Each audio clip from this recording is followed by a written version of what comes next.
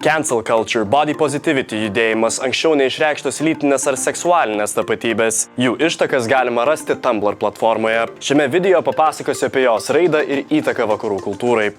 21 amžiaus pradžioje internete dominavo tinklaraščiai. Viena žymiausių tinklaraščių platformų buvo Tumblr. 2007 metais ją įkūrė 20-metis Davidas Karpas. Ši platforma išpopuliarėjo tik dešimtmečio pabaigoje, kuomet ji įgijo daugiau lėšų iš savo rėmėjų. Tumblr populiarumo kilimas buvo tiesiogiai proporcingas su MySpace nuosmukiu. Pastarajai platformai smarkiai pakitus atsirado personalizuotos socialinės medijos vakuumas, kurį reikėjo užpildyti.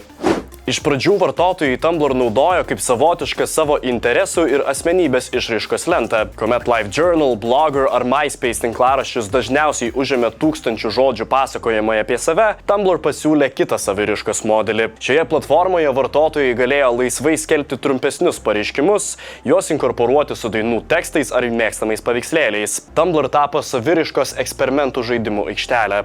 Tumblr paskatino daugelių paauglių susidomėjimo socialiniu teisingumu, o tai paskatino nemažą jų kiekį veltis į prasmingesnės politinės kovas skirtingose erdvėse. Šiuolaikinės cancel culture ištakas galima rasti Tumblr'e. Tumblr tapo platforma, kurioje jauni žmonės galėjo eksperimentuoti su savo naujomis saviraiškos formomis. Joje gimė ir normalizuotomis tapo anksčiau neišreikštos tapatybės. To pavyzdžiais galėtų būti transracinė ar sapioseksualinės tapatybės. Ši platforma tapo terpė, kurioje jaunimas galėjo atvirai ir sąžiningai diskutuoti apie savo seksualinę orientaciją, lengvai atrasti savo bendraminčius. Čia saugiai galėjo reikštis LGBTQ+ ar body positive judėjimo nariai. Žinoma, Tumblr tapo kontroversiškai žinomas už savo leidimą publikuoti suaugusiems skirtą turinį. Nemaža dalis platformos apyvartos sudarė kaip tik tokio pobūdžio turinys. 2018 metais šis puslapis buvo parduotas Verizon įmoniai. Tų metų gruodį Tumblr generalinis direktorius Jeff Dunford uždraudė suaugusiems skirtą turinį. Tai buvo viena iš priežasčių lėmusi šio tinklaraščio nuosmukį.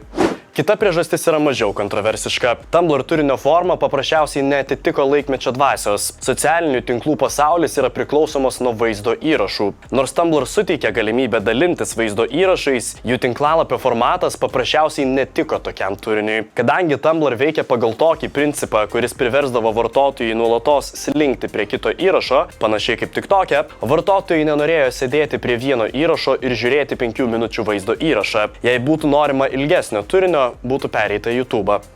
Nors iš pradžių šis stygius niekam netrukdė, vėliau pasimatė, kad tai neleido išsivystyti populiarioms Tumblr asmenybėms. Tuo metu galėjote turėti itin sėkmingą tinklaraštį, niekada nerodydami savo veido ar tiesiogiai nekalbėdami su savo sekėjais. Tai yra pagrindinis skirtumas tarp influencerio ir tinklaraštininko šlovės. Tokio pobūdžio tinklaraštis nesuteikia progos gimti platformos žvaigždėms, kurios palaikytų jos relevantiškumą.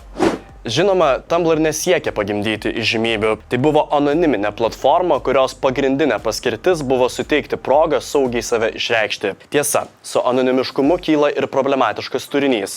Nuo suaugusiems skirto turinio iki šiurpą keliančių savęs žalojimo nuotraukų ar pokalbių, kuriuose aptariamas savo naikinantis elgesys. Tumblr buvo ambivalentiška socialinių medijų platforma. Viena vertus, jis suteikia balsą tiems, kurie bijojo viešai kalbėti. Tai leido suburti bendraminčius ir nuoširdžiai diskutuoti apie savo problemas ar pasidalinti savo mintimis. Kita vertus, anonimiškumas lėmė keisto, netgi žalingo turinio atsiradimą. Kad ir kaip ją vertintume, Tumblr paliko milžinišką pėdsaką šiuolaikiniai progresyviai kartai.